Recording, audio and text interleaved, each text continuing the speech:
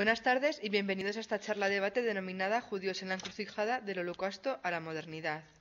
En primer lugar, quería disculpar la ausencia de nuestra directora del Centro de la UNED en Calatayud, doña Ana Lagunas Jimeno, a la que le hubiera encantado hoy poder formar parte de esta actividad, pero por motivos de agenda no ha podido asistir.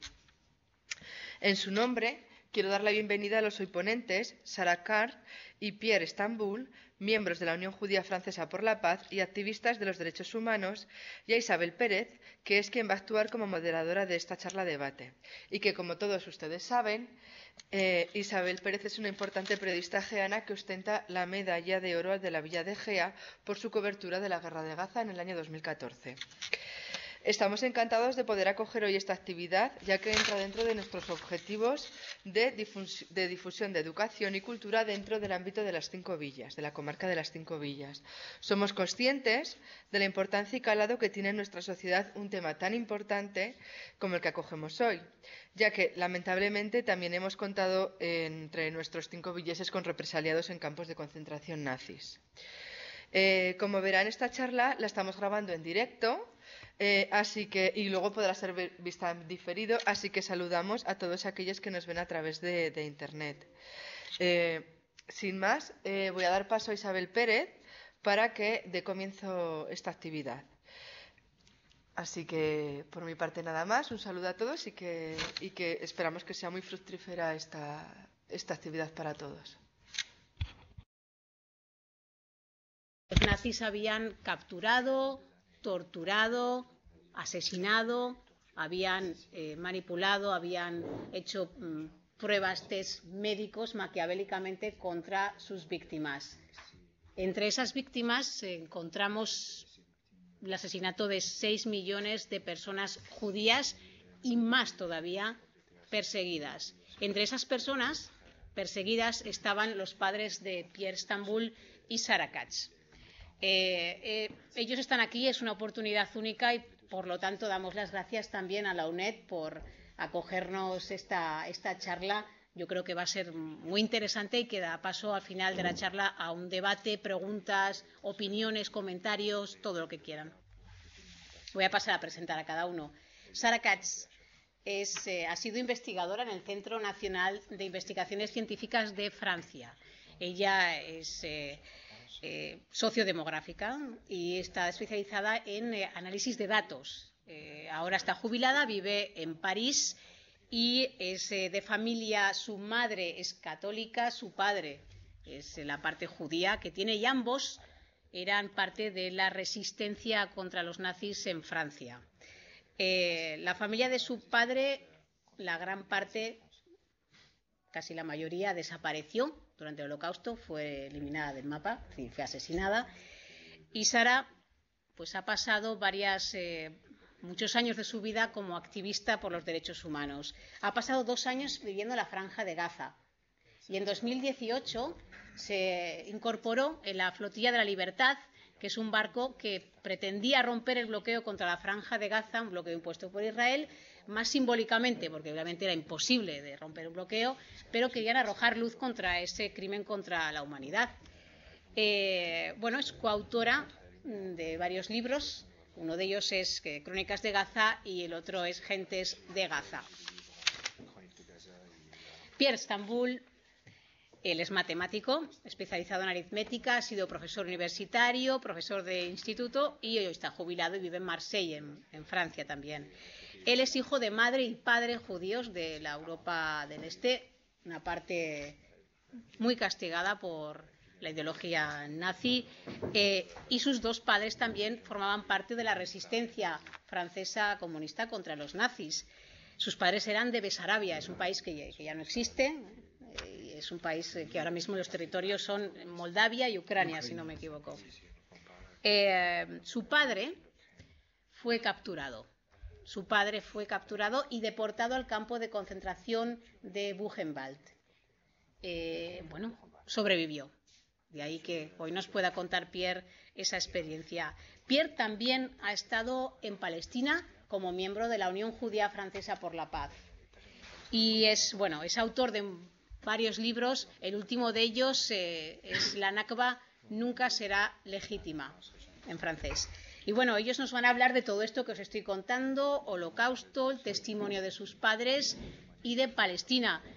Palestina sería ese punto de encrucijada, ¿no?, entre ser una persona descendiente de judíos que han sido víctimas del Holocausto nazi y ser activistas, defensores de un pueblo que está siendo castigado pues, por llevarse a cabo un proyecto nacional como el del movimiento sionista que creó un Estado, el Estado de Israel, en lo que era territorio palestino. Así que, bueno, sin más dilación, voy a dar paso a Sara y Pierre para que comiencen esta charla. Me voy a hablar en francés. Entiendo el español, pero es muy difícil para mí.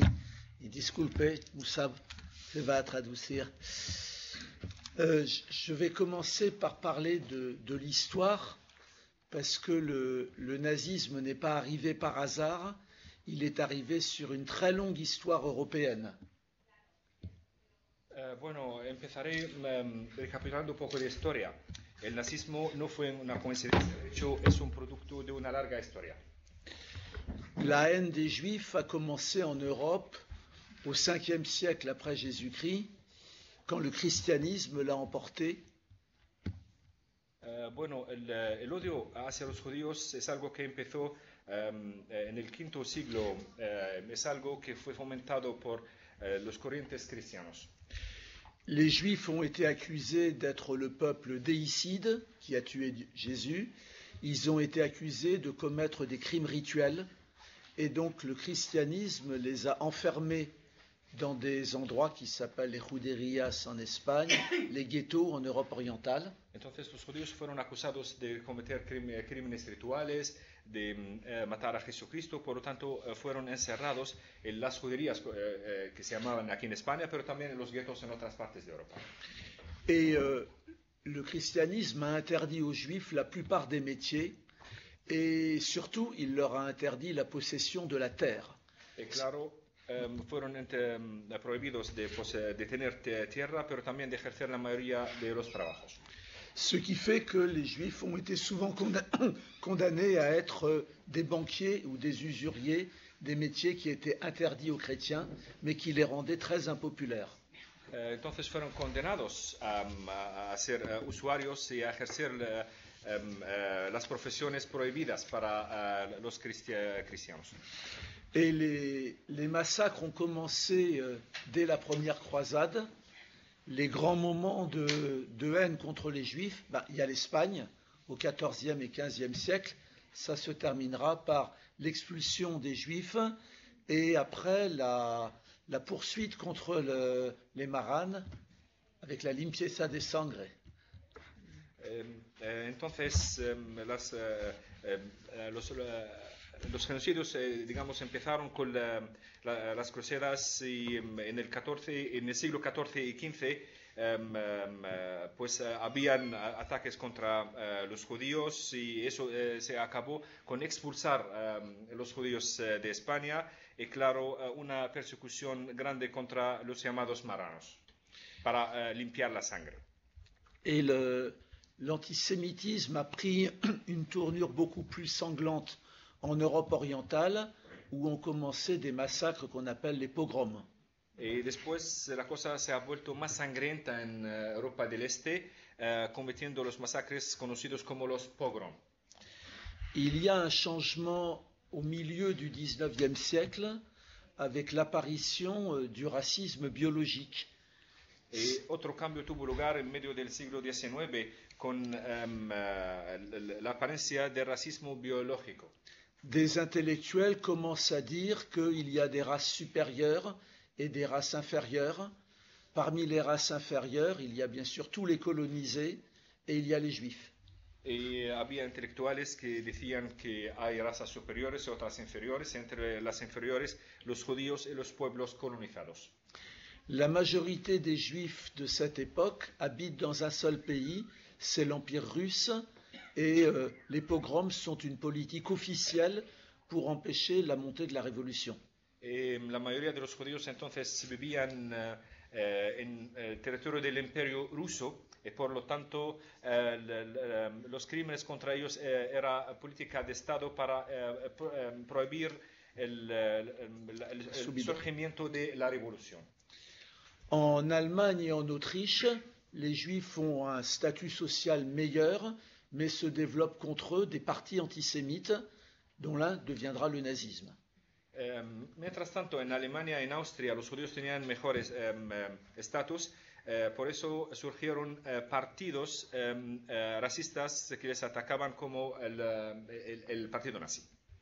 Pour les nazis, les Juifs étaient une race, c'était une race inférieure, alors que historiquement, les Juifs sont des descendants de convertis, ce n'est évidemment pas une race.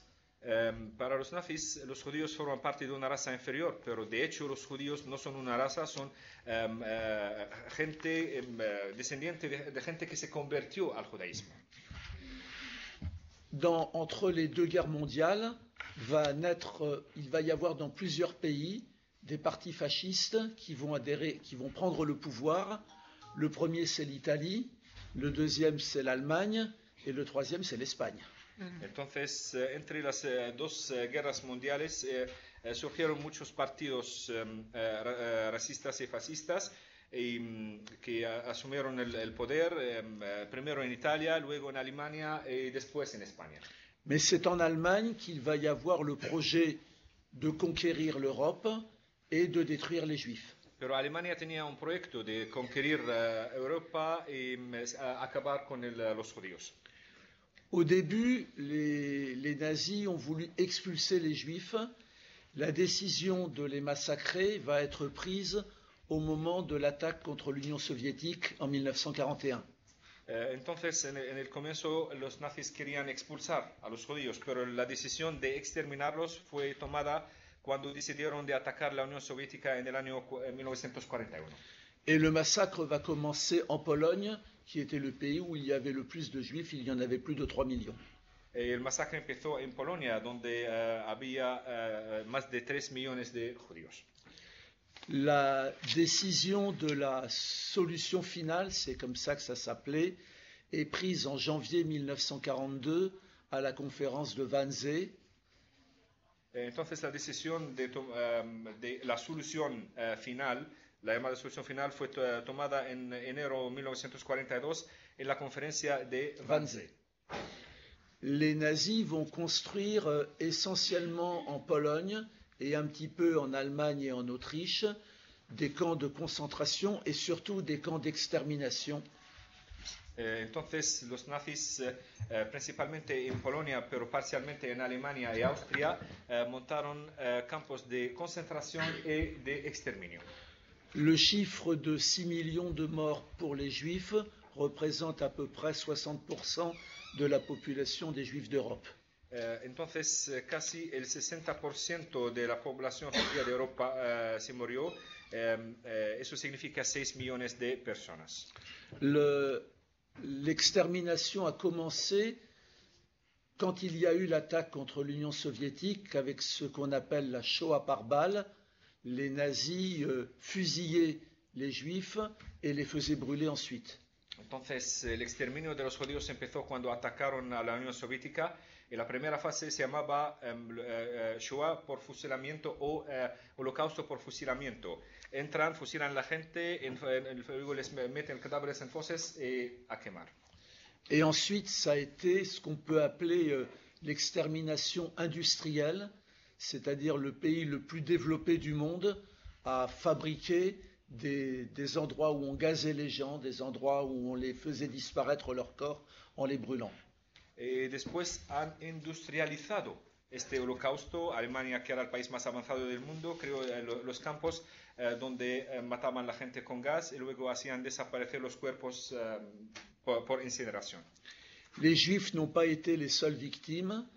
Les nazis ont aussi exterminé les handicapés, les homosexuels, les communistes, les gitans.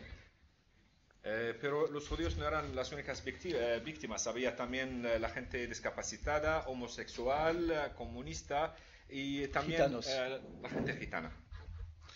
Je vais passer la parole à Sarah qui va parler maintenant de ce qu'a été la résistance au nazisme. Ahora dejo la palabra a Sara, que nos va a hablar de cómo fue la resistencia contra el nazismo. Merci d'être là. Gracias por estar aquí. Pourquoi garder en mémoire l'histoire? Pourquoi ne jamais oublier les étapes qui amènent à l'horreur? Entonces, ¿por qué tenemos que acordarnos de la historia y de los episodios horrorosos? C'est parce que à chaque moment, l'humanité construit ses solutions et que si l'on n'a pas bien compris, bien assimilé ce qui s'est passé dans le passé, on va le voir ressurgir dans le futur. Porque siempre cuando la humanidad creó soluciones, eso fue basado sobre una comprensión. Por lo tanto, tenemos que entender muy bien lo que pasó para evitar que eso se repita. Alors, qu'est-ce qu'on peut dire? Je vais vous parler de la résistance à Paris, puisque c'est là que mes parents étaient, pour essayer d'en tirer des informations sur qu'est-ce que ça veut dire que résister. Entonces, os voy a hablar de la resistencia en París, donde mis padres eran activos para sacar conclusiones e informaciones. Donc, mon père s'appelle, comme vous pouvez le voir sur le petit cartel ici, Katz. Katz, c'est un nom juif. Cohen Tzedek, c'est un nom hébreu. Un homme connu comme communiste, comme étudiant communiste, portant un nom juif, s'il est attrapé, il va mourir absolument. Il n'a aucune chance de s'en sortir. Entonces, como veis sobre el cartel, mi apellido es Katz. Katz es un apellido hebreo de Cohen Tzedek, que significa en hebreo el monje justo. Entonces, eso fue el apellido de mi padre, y mi padre que era conocido como estudiante activista comunista. Entonces, si los nazis lo pillan siendo así, no tendrá ninguna escape. Mon père a donc été clandestin 4 ans.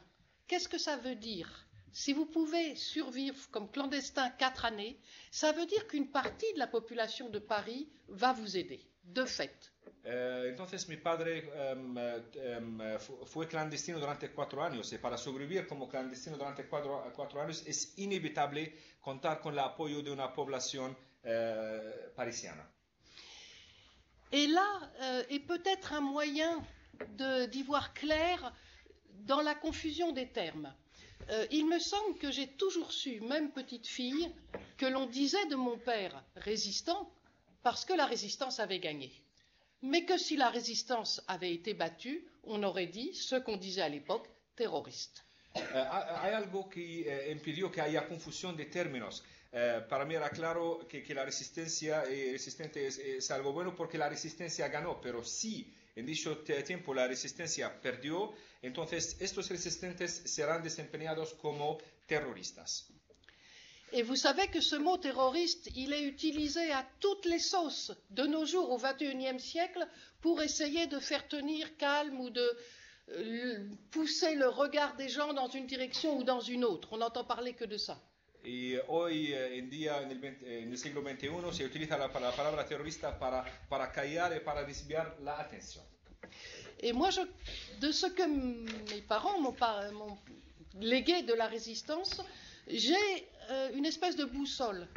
Si ceux qu'on appelle terroristes sont soutenus par une partie de leur population, alors probablement on devrait les appeler résistants.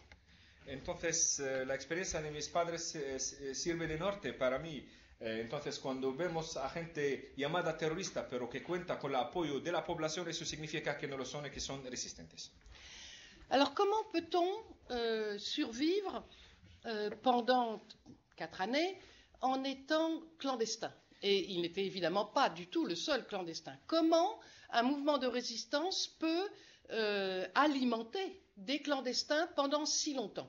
Entonces, mi padre no fue el único clandestino, pero hay una pregunta. ¿Cómo un movimiento clandestino puede sobrevivir e encontrar comida durante 4 años? Dans le Paris de l'occupation, vous ne pouviez pas aller au magasin et dire « je veux 1 litre de lait, je veux 6 œufs », ça c'était impossible. Dans le Paris de l'occupation, la seule manière d'avoir des denrées pour manger, c'était d'avoir des tickets pour acheter la nourriture. Et pour avoir ces tickets, il fallait aller à un endroit officiel, donner sa carte d'identité et on recevait le nombre de tickets correspondant à une personne. Entonces, en París, durante la ocupación era imposible, era una tienda para pillar leche o huevos. Había sistema de bonos, la gente tenía que ir a un sitio oficial para recibir los bonos conforme el número de personas de la familia para recibir la cantidad de alimentos correspondientes. Ce qui veut dire que si la résistance voulait maintenir en vie ces clandestins, il fallait qu'il y ait des gens qui donnent de la nourriture dans un circuit parallèle. Et ça, c'était le travail de ma mère. Ma mère partait à vélo autour de Paris, dans les fermes, et elle s'arrêtait et elle disait « j'aurais bien voulu un peu de lait, j'aurais bien voulu des œufs, j'aurais… » Et les paysans savaient très bien, si on leur demandait ça, pourquoi c'était, et pourtant ils donnaient. Et c'est comme ça que la résistance a pu maintenir son réseau de clandestins. Entonces se necesitaba una cadena paralela de provisión. Entonces aquí mi madre tenía un papel. Mi madre cogía la bicicleta y daba vueltas en los pueblos alrededor de París pidiendo a los campesinos alimentos. Los campesinos sabían muy bien para qué, para quién. Y sin embargo, le daban lo que podían. Donc ça, c'est une première leçon qu'on peut avoir. Pour qu'un peuple organise une résistance, pour qu'un peuple tienne, il doit utiliser des formes de résistance ensemble qui sont très différentes. En France, il y a eu les maquis. On pouvait faire créer des maquis en France parce qu'il y avait de l'arrière-pays, il y avait de la campagne. Hein. Quand je vous dis ça, je pense à mon séjour à Gaza. Vous n'allez pas organiser un maquis à Gaza où chaque centimètre carré est déjà occupé. Mais en France, c'était possible. Donc on avait les maquis, on avait les clandestins en ville, on avait les personnes qui servaient de halo, de support à ces clandestins. Et c'est toute cette mécanique de la résistance qui a permis finalement que, comme le dit très joliment le poème, Paris a été libéré par lui-même. Alors, Paris a été libéré par lui-même, c'est sûr que le débarquement a joué un rôle. Entonces, había diferentes formas de resistencia y eran colectivas. Una de las formas era el movimiento maquis. Pero también el movimiento maquis en Francia contaba con el apoyo del campo. En la Franja de Gaza, eso me acuerdo de la Franja de Gaza, eso es imposible porque la Franja de Gaza tiene controlado cada centímetro, pero en el caso de un país grande como Francia no es el caso. Entonces, teníamos los maquis, teníamos también de clandestina dentro de las ciudades. Eso fue el mecanismo que ha participado en la liberación. Hay un poema bonito que dice: París se autoliberó, pero de hecho la embarcación de Normandie tenía un papel importante. Claro. Alors, qu'est-ce que l'on peut retenir de cette histoire? Suivant comment on regarde, par exemple, l'histoire de Paris, on peut crier à l'horreur, parce qu'il y a eu tant et tant de lettres de dénonciation, il y a eu des arrestations, il y a eu des gens qui ont vu au moment des grandes rafles des Juifs, les familles juives, femmes, enfants, raflées et qui n'ont pas bougé.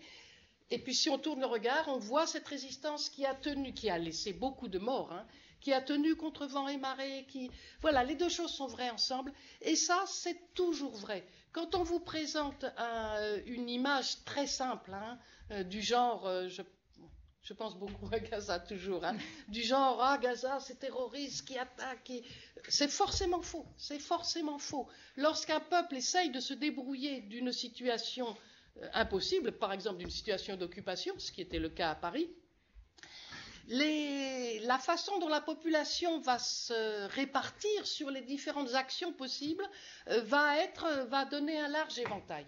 Et puis après, eh bien, suivant où est le centre de gravité, eh bien, on va avoir plutôt une population qui va se défendre ou plutôt une population qui va collaborer. Entonces, hay historias horrorosas en lo que pasó en París. Muchas denuncias de gente judía, gente que de verdad quería que acaben con los judíos, historias de hombres y mujeres que fueron capturados, pero hay también la otra parte, historias de resistencia también que ha dejado muertes. Todo eso es correcto. Eso me acuerda también la Franja de Gaza, porque siempre se intenta publicar o difundir imágenes simplistas como por ejemplo ataques, terrorismo, eso no es correcto. De hecho, en Francia, bajo la ocupación en París, había diferentes formas de resistencia y también la cosa no es tan simplista como se mostraba antes que se muestra hoy en día. Je vais continuer un peu sur la résistance de mes parents. Mes parents sont arrivés en France en 1938, venant comme l'a expliqué Isabelle, de Bessarabie, un pays qui n'existe plus. Ils étaient donc étrangers et clandestins. Entonces, voy a volver a la historia de mis padres que llegaron en Francia en el año 38, como dijo Isabel, de un país que ya no existe, que se llamaba Bessarabia. Entonces eran extranjeros y clandestinos. La famille qui était restée en Europe orientale, seuls mes grands-parents paternels qui ont pu partir à pied jusqu'en Asie centrale ont survécu. Tous les autres, du côté paternel et du côté maternel, ont été déportés ou la majorité ont disparu sans qu'on sache ce qu'ils sont devenus. Entonces, el resto de sus familias que se quedó en Europa del Este, solo de este resto, solo mis abuelos paternos sobrevivieron porque se fueron caminando de ahí a Asia Central. El resto se desapareció y desde entonces no sabemos nada de ellas y de ellos.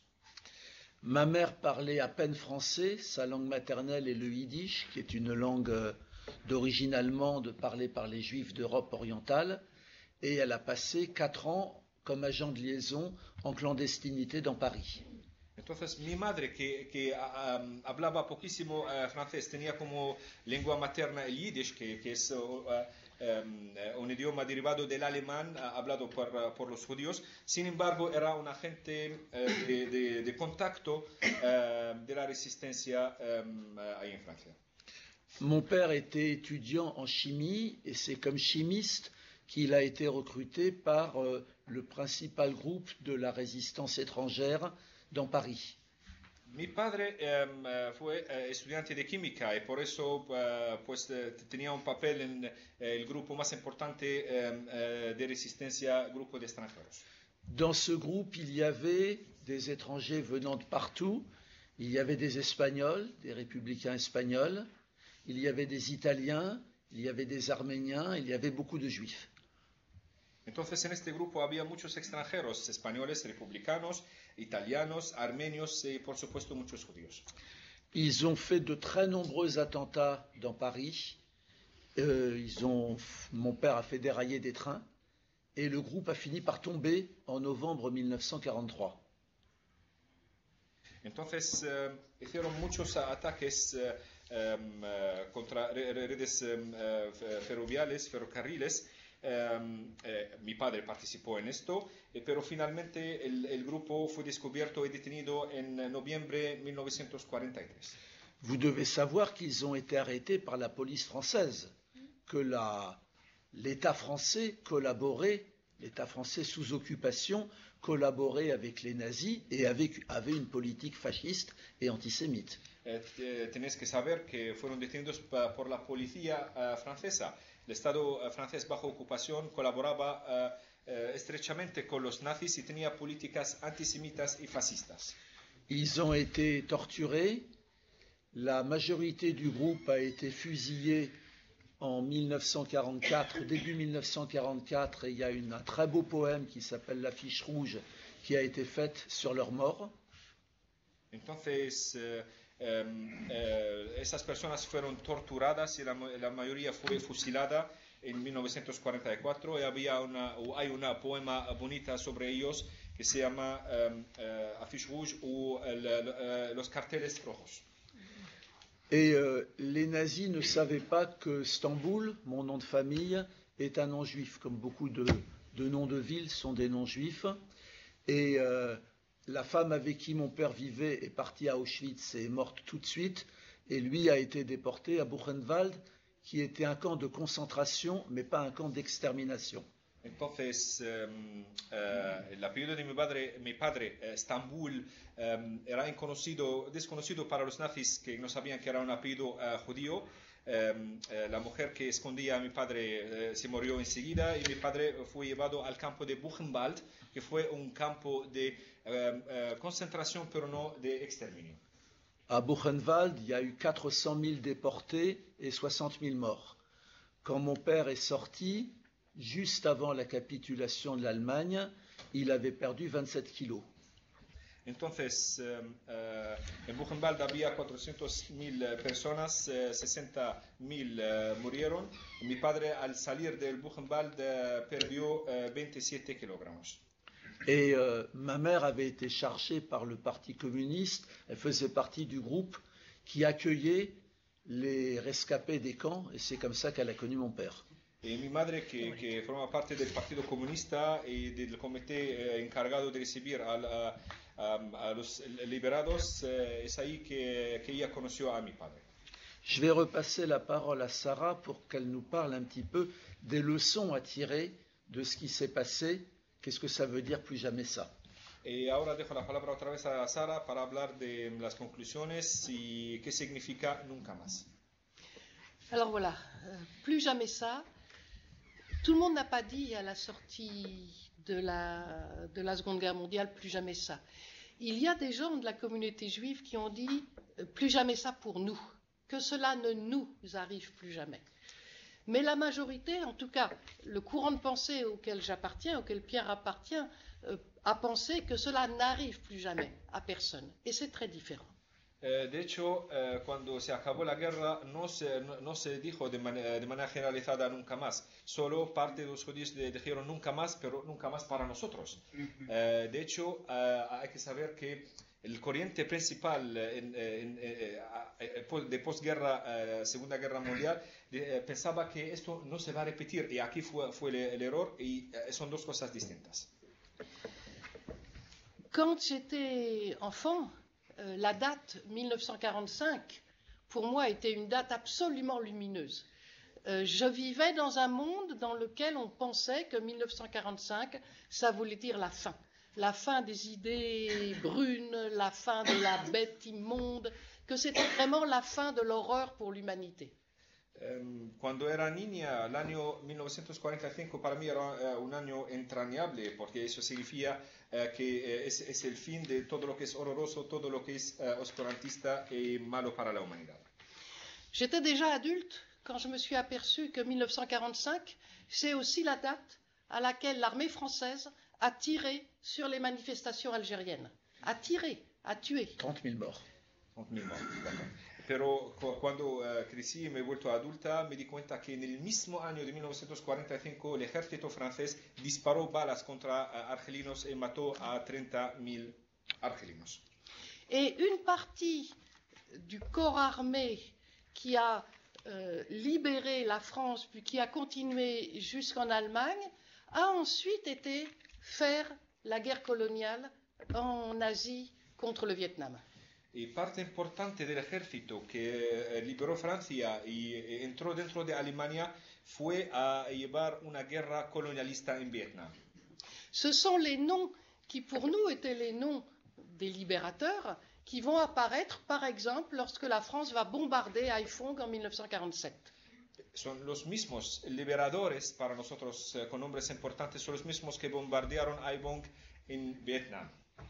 Ce qui veut dire qu'en 1945, on est venu à bout de quelque chose de terrible. Jamais, jamais on ne dira suffisamment combien le génocide des Juifs, accompagné de tous les autres que Pierre a rappelé, combien ça, et surtout le côté industriel du fait d'essayer industriellement de faire disparaître une population est grave. On est venu à bout de quelque chose. En fait, on est venu à bout de la forme nazie du fascisme. Entonces, en el año 45 hemos acabado con algo horroroso, que nunca olvidaremos las atrocidades contra los judíos y contra otros también, pero hemos acabado con una forma, la forma nazi del fascismo. Mais on n'est pas venu à bout du fascisme. Pero no nos hemos acabado con el fascismo mismo. Et l'une des formes qu'a prise l'idée qu'il y avait sur Terre des gens qui ont plus de droits que d'autres, ça a été la colonisation. La continuation de la colonisation dans la seconde partie du XXe siècle. Y la continuación era la continuación de la colonización en la segunda parte del siglo XX, porque se seguía pensando de que hay gente mejor que gente. Et ceci explique que vous allez trouver beaucoup de juifs dans les mouvements pour les droits de l'homme, contre la colonisation, contre le racisme. Parce que notre histoire à nous, c'est ça.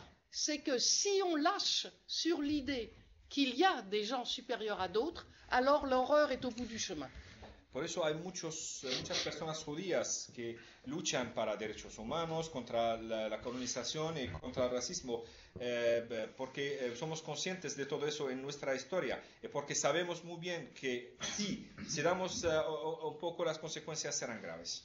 Donc vous ne devez pas être étonné qu'il y ait un nombre important de juifs qui sont aux côtés du peuple palestinien, parce que notre analyse, c'est que ce qui se passe là-bas, dans ce coin de terre, eh bien, c'est une colonisation.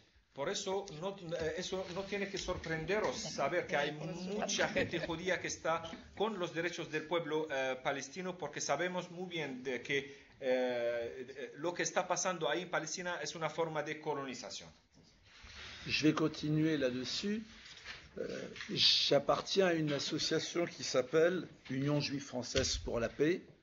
Voy a seguir hablando de eso. Yo formo parte de la asociación llamada Unión Judía Francesa por la Paz.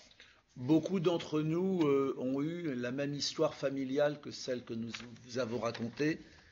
Muchos y muchas en nuestra asociación tienen historia familiar semejante a la nuestra. Et dans notre éducation juive, le racisme est un mal absolu, l'égalité est quelque chose d'universel, et nous ne pouvons pas accepter une loi qui dise qu'il y a des gens qui sont supérieurs à d'autres et qui ont tous les droits. En nuestra educación judía que recibimos, el racismo es un mal absoluto y es inaceptable que haya gente considerada mejor que gente, y los derechos para nosotros son algo universal. Nous nous sommes engagés sur deux terrains, un terrain intérieur à la société française contre le racisme sous toutes ses formes, pas seulement l'antisémitisme, contre le racisme contre les Noirs, contre les Arabes, contre les Roms. Y luchamos en dos campos. El campo es campo interior dentro de Francia. Luchamos contra el racismo, no solo contra el antisemitismo, pero también racismo contra los negros, contra los árabes, contra los gitanos. Nous sommes solidaires des migrants. Nous nous rappelons qu'en 1938, il y avait eu une conférence mondiale à Évian, en France. Le thème de la conférence, c'était « Qu'est-ce qu'on va faire des Juifs qui sont chassés d'Allemagne et d'Autriche ?» La réponse avait été « Rien, qu'ils meurent ». Et la réponse contre les migrants, aujourd'hui, est la même. Nos damos cuenta también que en el año 1938 en Francia, en Evian, se celebró una conferencia internacional que tenía como tema ¿qué haremos con los judíos que vinieron de Alemania y Austria? Y la respuesta era nada, que se mueran todos. Hoy en día sigue siendo la misma respuesta. Et le deuxième terrain, c'est la Palestine. Oui. Au début, c'était sur un mode très égoïste. Nous sommes des juifs très bons, nous ne commettons pas de crimes. C'était pas de crime en notre nom. El segundo campo es la Palestina. En el comienzo, nuestro comienzo fue egoísta, porque nos decíamos somos judíos buenos y no queremos que nuestro nombre pase eso en Palestina. Et puis très rapidement, nous avons découvert les mots qu'il faut mettre sur cette guerre. Ça nous fait mal à nous, comme juifs.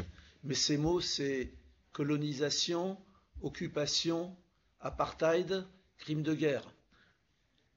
Pero luego hemos encontrado palabras de lo que está pasando y es algo doloroso para nosotros como judíos, porque lo que está pasando ahí es colonización, apartheid y ocupación. Aussi incroyable que ça paraisse, Israël est un État raciste.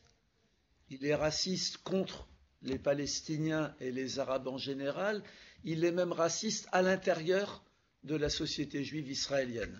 Es increíble ver que Israel no es solo racista contra los árabes y contra los palestinos, pero también tiene racismo interno dentro de la sociedad israelí judía.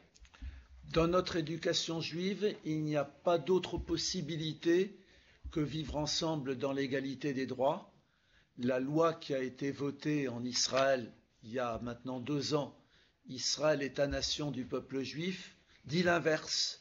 Elle dit en gros que les juifs ont tous les droits et les non-juifs n'en ont aucun. C'est une insulte à notre mémoire. En nuestra educación judía, la desigualdad no encaja. Para nosotros la igualdad es primordial, pero la última ley adoptada en Israel hace 2 años, la ley de Israel, Estado-Nación judío, es la antítesis, es el contrario de esta educación, es un insulto a nuestra memoria colectiva. L'utilisation du souvenir de l'antisémitisme et du génocide nazi par les gouvernants israéliens est aussi une insulte à notre mémoire. Ils ont un langage qui est beaucoup plus proche de ceux qui nous ont assassinés que de nous. Y utilizar el antisemitismo, el genocidio contra los judíos por el gobierno israelí, eso también es un insulto para nosotros, porque dicho Estado tiene un discurso que es más cerca a los perpetradores de crímenes que a las víctimas. On va s'arrêter là. Pues paramos aquí, os dejamos. Bon. Et Sarah, peut-être tu peux parler un peu sur la Nakba. Ah oui. La Nakba et le comité international. Très volontiers.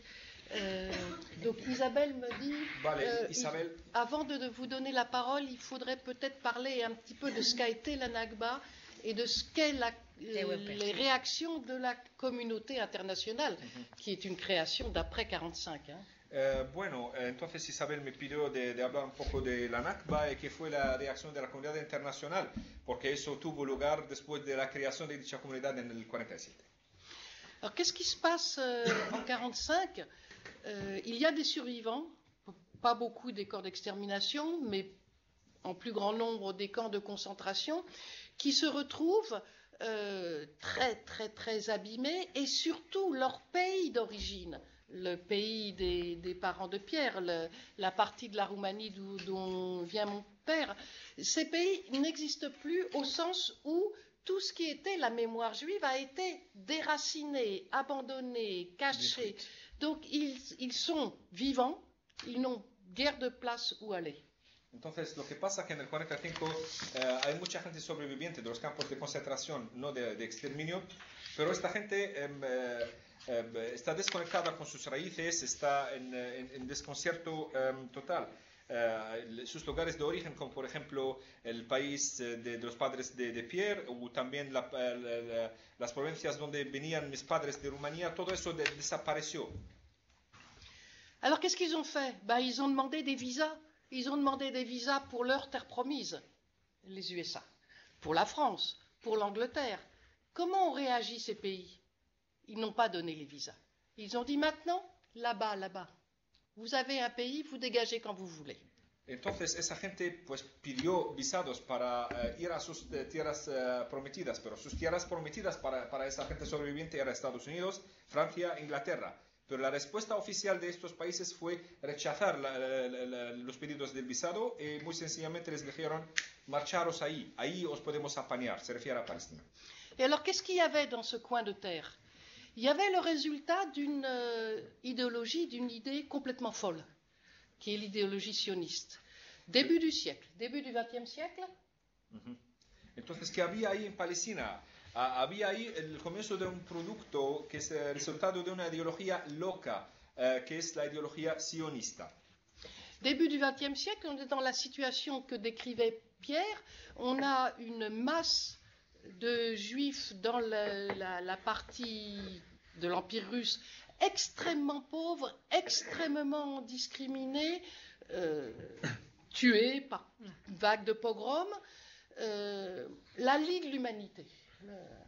Entonces, ¿qué había ahí? Pues en el comienzo del siglo XX, entonces, había una masa de gente judía que venía del Imperio Ruso. Esa gente era extremadamente pobre y sufría de discriminación. On a dans l'Europe centrale une une communauté juive qui est mieux installée, qui a commencé qui a fait sa sortie du ghetto beaucoup plus tôt et qui commence à avoir des intellectuels bien en cours, bien connus, qui commencent à avoir une certaine assimilation. Y en Europa Central la situación era poco mejor, la gente está mejor asentada, los judíos ya habían salido del gueto antes, había incluso intelectuales y... ¿qué subiste? Déjà en partie assimilé. Y el proceso de su asimilación ya había empezado. Dans cette partie, je dirais bourgeoise, des Juifs d'Europe centrale, il va naître une idée qui est mais ces Juifs pouilleux, etc., ils nous déshonorent. Ils sont vraiment... Il va falloir faire quelque chose. Et ce quelque chose, eh ben, on va le faire en accord avec tous les antisémites. On va les retirer de là. On va les retirer de là et on va les mettre dans un autre endroit où ils vont cultiver la terre et ça va en faire des hommes. Entonces, dentro de la burguesía de estos judíos de Europa Central, pues se creó esta ideología basándose sobre diferentes elementos, entre ellos de que estos judíos pobres y cutres son un deshonor para nosotros, por lo tanto hay que llevarlos ahí en Palestina para que trabajen la tierra y se conviertan en hombres. Vous allez me dire que j'exagère. Eh bien, si vous le pensez, lisez les textes de Theodor Herzl, qui est le père du sionisme. Lisez ce qu'il écrit. Ce que je dis est encore plus gentil que ce qu'il écrit. De hecho, bueno, igual algunos me dicen que yo estoy exagerando, pero si leéis los textos, como por ejemplo las escrituras de Theodor Herzl, que es el padre del sionismo, veis que lo que estoy diciendo es elegante. Et il faut bien voir, début du XXe siècle, la théorie coloniale est florissante. Personne n'a honte de dire nous sommes des colonialistes, au contraire. Et donc Theodor Herzl va dire aux Anglais qui sont en train de conquérir la Palestine, nous allons être vos meilleurs coloniaux. Nous allons vous créer une magnifique colonie qui sera au service de Sa Majesté. En el comienzo del siglo XX no había vergüenza de defender, hacer la apología del colonialismo. Theodor Herzl lo decía claro a los ingleses, dadnos una colonia ahí, haremos ahí una buenísima colonia en servicio de Su Majestad la Reina. Et donc, entre les deux guerres, on va avoir une toute petite émigration vers la Palestine. Je dis toute petite parce qu'en fait, le mouvement sioniste est tout petit. Il représente très très peu de choses dans la masse de juives européennes. Les grandes idées, ce sont des idées révolutionnaires, ce sont des idées marxistes, ou alors au contraire, ce sont des idées religieuses, et la théorie religieuse, elle était interdit de retourner en Palestine avant la venue du Messie. Donc ils sont coincés entre ces deux grands courants, ils sont tout petits, ils vont rester tout petits. Néanmoins, avec l'aide de l'Angleterre, ils vont créer quelque chose comme un proto-État. Entonces, entre las dos guerras mundiales empieza una inmigración judía pequeña, y es muy pequeña porque el sionismo mismo es pequeño entre las masas judías que están repartidas en dos campos principales, el primero que es campo de grandes ideas revolucionarias marxistas, el segundo la ideología religiosa, y en el campo de la ideología religiosa es prohibido volver a la Tierra Santa antes de la llegada del Mesías. Entonces los sionistas contaron con el apoyo inglés para crear un prototipo de Estado. Donc on a sur cette terre de Palestine, bien protégée, bien bercée par le colonisateur, une espèce de proto-État. Ça veut dire qu'il y a déjà une armée, des banques, un certain nombre d'activités industrielles, ce qui explique que lorsqu'en 1945, eh bien, la masse des survivants ne sait plus où aller, elle va pouvoir alimenter ce proto-État, et là, ils vont devenir plus forts. Bueno, entonces, bajo la protección del poder colonialista inglés, ahí se creó un ejército, bancos, poca industria, y eso explica cómo eso cogió más fuerza con la llegada de esas masas perdidas en el 45, y eso ha fortalecido dicho Estado, o Estado prototipo, mejor dicho. Et là intervient la communauté internationale. En 1945, il existait déjà une société des nations qui avait peu ou prou essayé de vivre et qui avait été incapable d'empêcher les guerres mondiales. En 1945, il se dit qu'on va pouvoir s'organiser beaucoup mieux, on va créer l'Organisation des Nations Unies, l'ONU, et elle va être le garant des droits fondamentaux, elle va adopter une charte très avancée dans laquelle les droits de chaque peuple et de chaque minorité dans chaque peuple est reconnu, etc. C'est un grand espoir. Entonces, en este momento empezó la comunidad internacional a intervenir. Teníamos antes la Sociedad de Naciones, pero que era un fracaso total porque no prohibió guerras. Entonces, después las Naciones Unidas, con su carta que establece de manera tajante los derechos, que fue una gran esperanza. Entonces, dicha comunidad quiere intervenir para meter las cosas en su sitio. Et pourtant, en 1947, cette ONU, comme presque la première décision qu'elle prend la décision, puisqu'en Palestine, il y a cette espèce d'organisation, de proto-État qui devient fort, et puisque les Palestiniens n'ont pas l'air d'accord du tout, on va couper le pays en deux. Entonces, las Naciones Unidas, es casi su primera resolución en 47, fue de dividir el país Palestina entre dos. Una parte la dan a este prototipo de Estado que ya está fuerte, sabiendo que a pesar de que los palestinos no estaban de acuerdo. Comment une chose pareille est-elle possible? Vous imaginez si l'ONU avait décidé, en Espagne, il y avait des républicains, il y a des autres, ça va pas bien entre eux, plaf, on coupe le pays en deux, ou on va couper la France en deux. Comment est-ce possible? Mais c'est possible parce qu'en 1945, les populations autochtones, elles n'existent pas. Elles n'existent toujours pas. C'est-à-dire que le Palestinien de base, il n'existe pas, il ne sera jamais consulté. En gros, les grandes nations gèrent l'avenir du monde. Pero ¿cómo eso fue posible? Imaginaos que si en España pues hay dos campos republicanos y otros no están de acuerdo, pues vienen y cortan el país en dos, o lo cortan Francia en dos.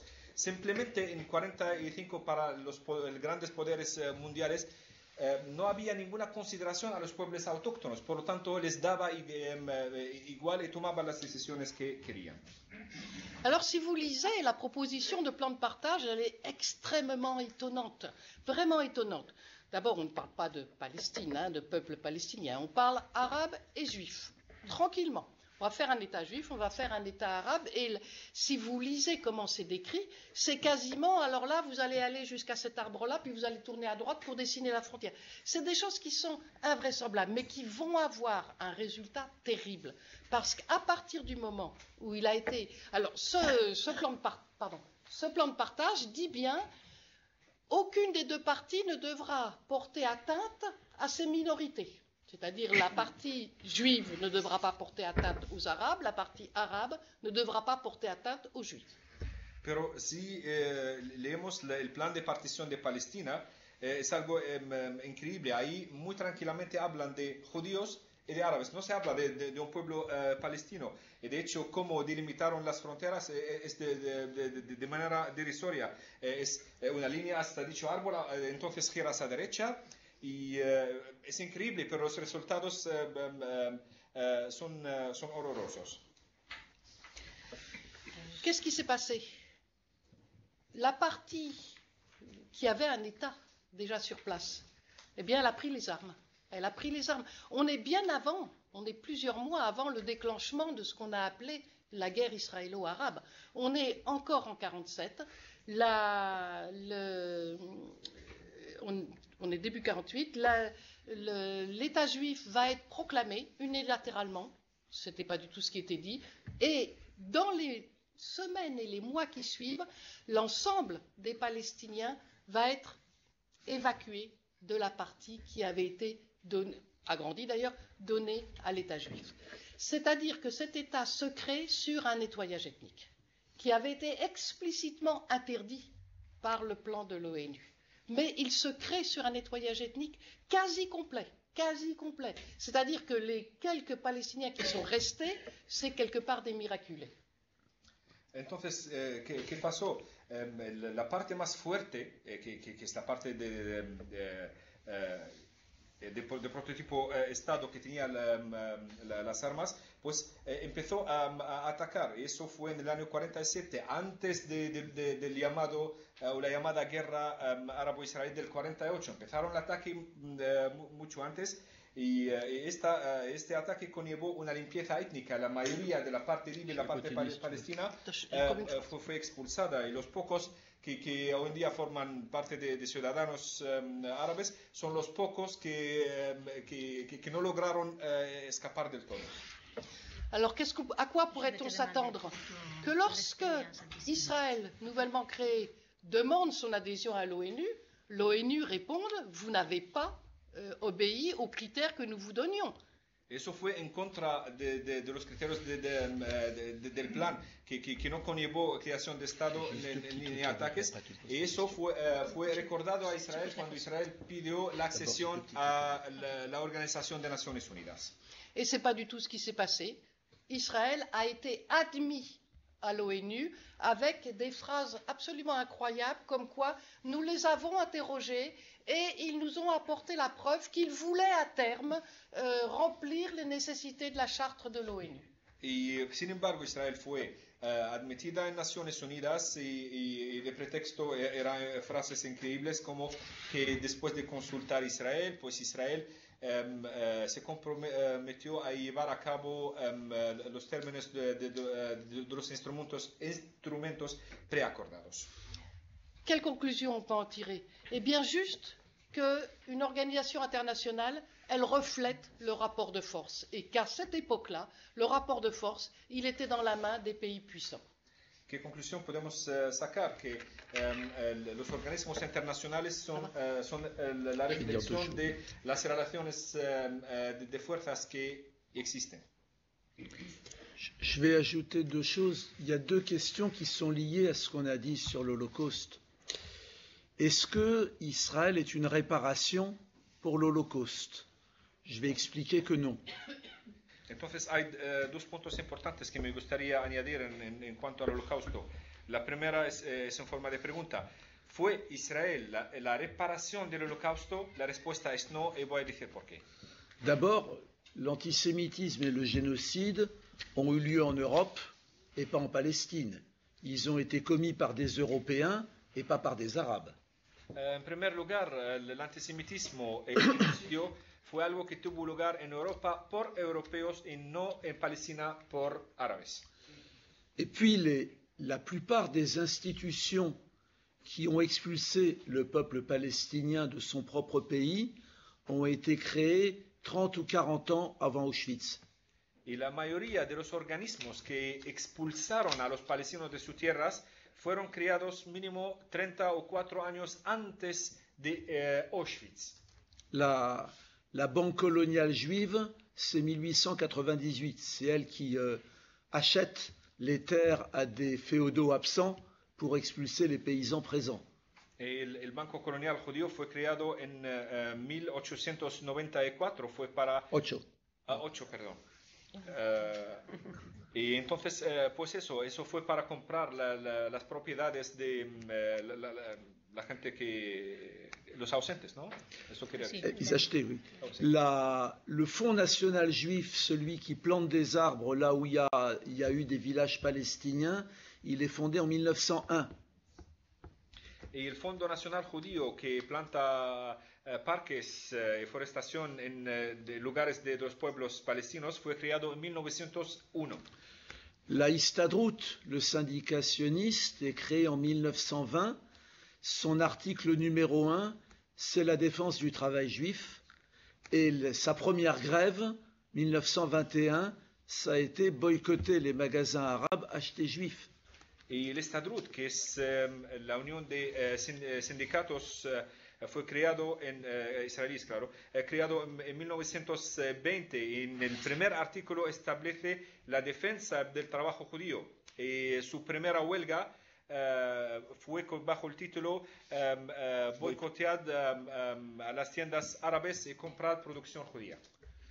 Et c'est la Histadrut qui a créé l'armée, la Haganah, la Compagnie des eaux qui aujourd'hui vend l'eau palestinienne aux Palestiniens, la Mekorot, la Banque Leumi, la compagnie des bus Eged, la compagnie Zim de navigation, la compagnie Solal Bonnet qui a construit toutes les colonies. Tout ça s'est fondé dès 1920. Y la Estadrut pues ha creado la organización Haganah, que se convirtió en el componente importante del ejército israelí. También ha creado la compañía Mekorot, que es compañía de agua que coge el agua de los palestinos para venderle a los palestinos. También la compañía Eged de los autobuses, la compañía Tzim, la famosa de navegación, y también Somel Bonnet, que construye muchos asentamientos. Todo eso a partir del año 1920. La deuxième chose que je veux dire, c'est est-ce que les dirigeants israéliens sont les héritiers de la résistance juive au nazisme? Et la réponse est non. Segunda cuestión o pregunta, ¿los dirigentes israelíes son los herentes de la resistencia judía contra el nazismo? La respuesta es no. La résistance juive a été communiste, elle a été bundiste du nom d'un parti révolutionnaire juif d'Europe orientale, mais les sionistes n'ont joué quasiment aucun rôle.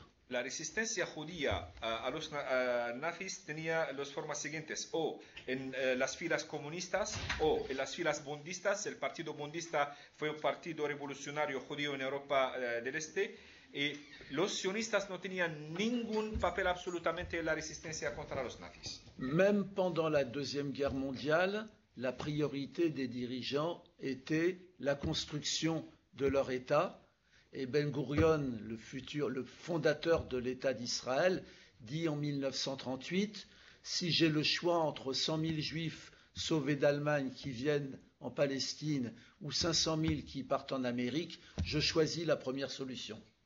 Y la prioridad para los sionistas en plena Segunda Guerra Mundial era la creación del Estado judío. David Ben Gurion dijo en el año 38 que si tuviera la posibilidad de elegir entre salvar 100.000 judíos y llevarlos a Palestina o 500.000 y llevarlos a Estados Unidos, optaría por la primera opción. Pour terminer sur la Deuxième Guerre mondiale, il n'est pas étonnant aujourd'hui d'avoir des déclarations aussi scandaleuses que celle de Benjamin Netanyahou, qui a déclaré il y a 4 ans « Hitler ne voulait pas tuer les Juifs, c'est le grand moufti de Jérusalem qui lui a soufflé l'idée. Pour nous, c'est une abomination et une insulte. » Para nosotros es tan abominable y un insulto tener declaraciones horrorosas, escandalosas como la de Benjamin Netanyahu hace 4 años, cuando dijo que Hitler no quería matar a los judíos, es el mufti de Jerusalén que le soplaba la idea. Je m'arrête là. Bueno, sí. Bueno, pues yo voy a aplaudir.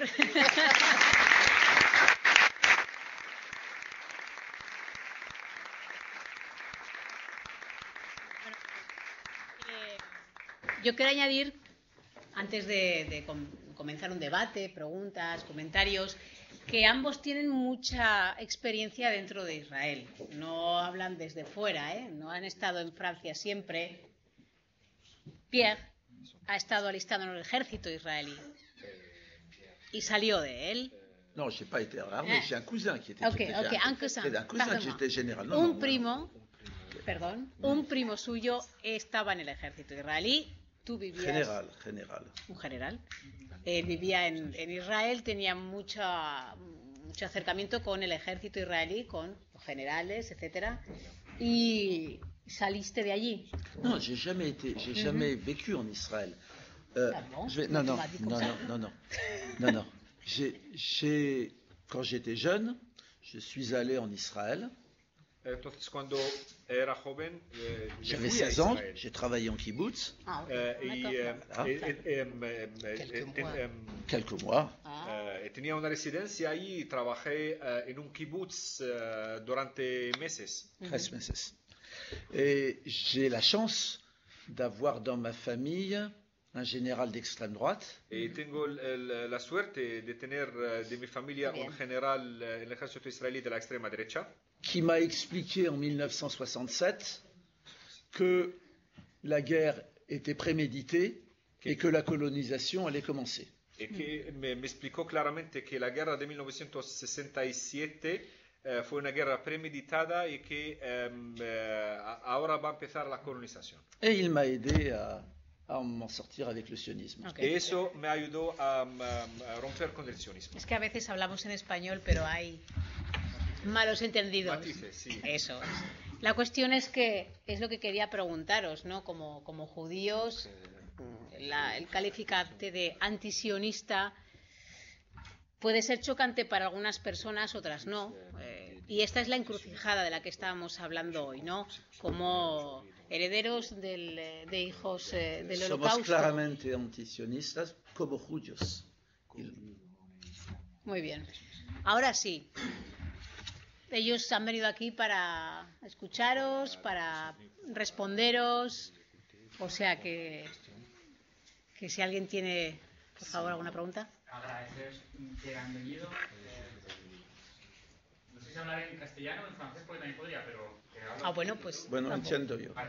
Agradecer que hayáis venido. La verdad es que es muy agradable contemplar que haya personas judías que sean capaces de hablar de esta apropiación que hace el Estado de Israel del Holocausto, cuando ha sido su 25 aniversario, es algo tan importante. Yo que estoy acabando historia aquí en la UNED, que está en una fundación permanente, está que la cojan, que habla mucho del Holocausto, creo que es muy difícil acercarse, muy difícil, ¿no? Zygmunt Bauman sacó el libro La modernidad y el Holocausto, que a mí me llamó mucho la atención y me gustó. Y lo cierto es que yo creo que esta opción por la paz que se busca en el Holocausto es fundamental para comprender un poco hacia dónde nos dirigimos, ¿no?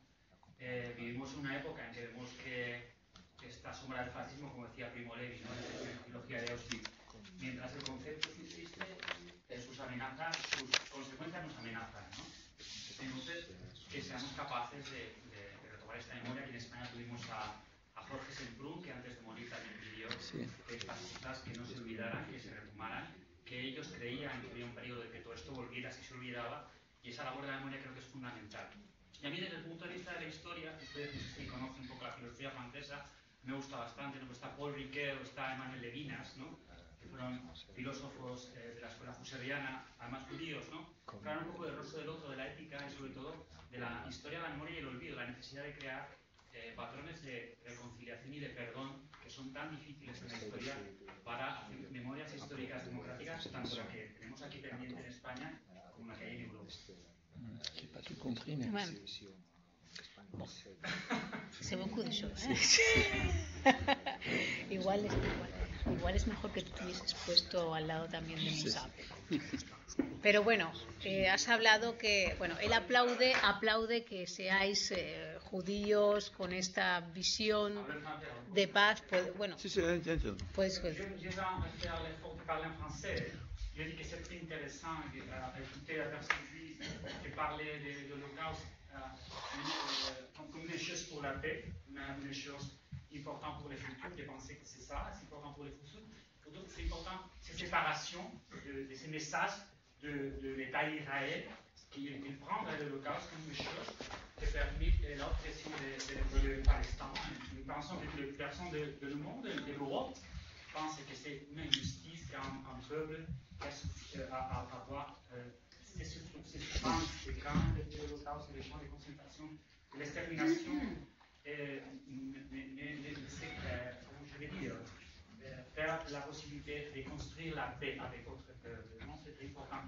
J'ai parlé de la philosophie française, j'ai parlé de Paul Ricoeur, j'ai parlé d'Emmanuel Levinas, qui fait un projet philosophique de la réconciliation et du pardon.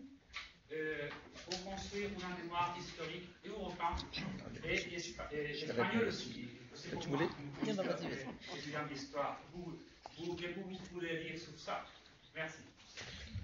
La question de la parole... espera, ¿puedes traducir la pregunta al español? No estaba concentrado, la verdad. Non, non, mais il l'a redit, Il il l'a l'avait redit dit en en français. espagnol avant. La question de la parole est fondamentale, et de même qu'il a été fondamental de voir Willy Brandt s'agenouiller à Auschwitz, il est fondamental qu'Israël reconnaisse la Nakba comme un nettoyage ethnique, et il ne peut pas y avoir de paix juste sans la reconnaissance du crime qui a été d'expulser les Palestiniens et sans la réparation. Je vais comparer avec Nelson Mandela. Quand... traduis d'abord. Entonces, hablando de la narrativa, es importante reconocer los hechos y reconocer los crímenes, igual como es el caso con el Holocausto. También es importante que también reconocer la Nakba, reconocer la limpieza étnica contra el pueblo palestino. Y ahora voy a hablar del ejemplo de Nelson Mandela. En Afrique du Sud, 2 ans avant d'être libéré, Nelson Mandela a reçu dans sa prison des émissaires du gouvernement qui lui ont dit « On vous libère, on donne l'indépendance à 3 Bantoustans, vous serez chef d'État, vous serez à l'ONU », et il a refusé. Nelson Mandela, 2 años antes de su liberación, pues recibió una delegación del gobierno que ofrecía lo siguiente: liberar a 3 Bantustans y así él se volverá presidente y también accederá a las Naciones Unidas. Il a refusé, il a dit il y a 3 choses non négociables.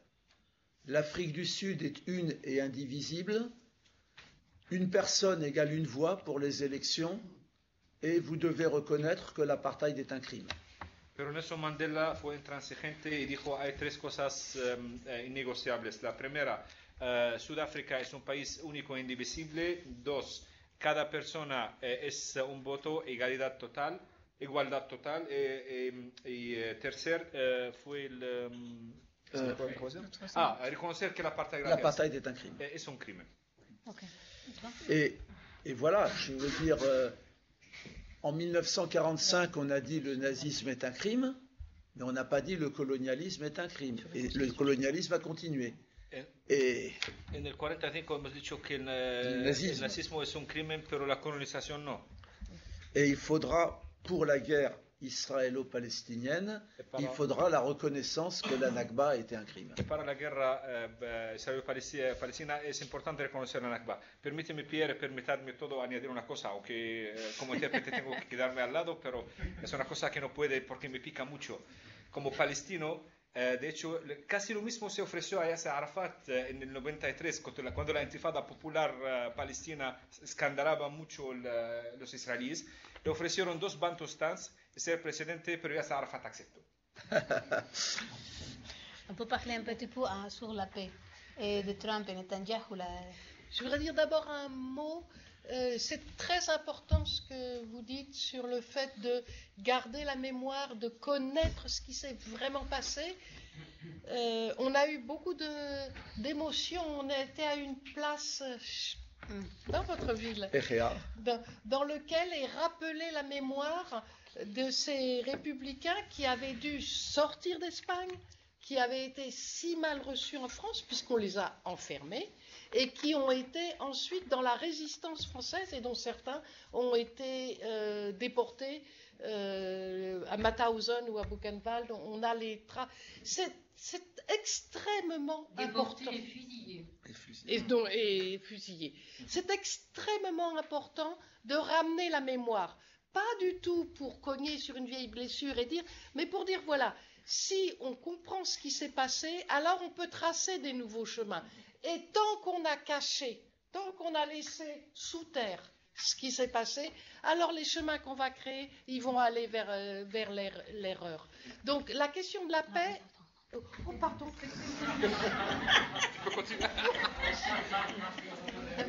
Pues la cuestión de la memoria es muy importante.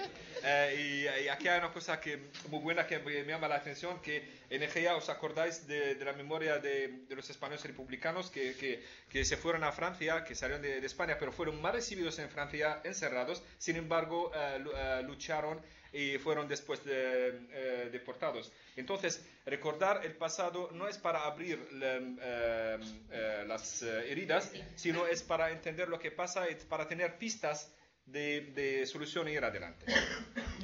Et plutôt que le mot réconciliation, moi je mettrais en avant l'idée construire un futur ensemble. C'est-à-dire, on sait ce qui s'est passé, on n'oublie pas le passé et on est capable de tracer une voie dans laquelle chacun va être capable de pousser, construire ensemble. Entonces, más que lo de la reconciliación, yo diría que es importante que sepamos el pasado, reconozcamos lo que pasó, pero construir juntos un futuro y ir adelante, que seamos enfocados también sobre el hecho de colaborar juntos. Et c'est pour ça que l'idéologie qui se développe contre toutes ces idées-là, et qu'on a appelé en France la guerre des civilisations, la lutte des civilisations, c'est une idéologie mortifère. Por eso es una ideología letal, esta que lucha contra estas ideas, lo que hemos llamado en Francia guerra de civilización, es lo contrario de eso.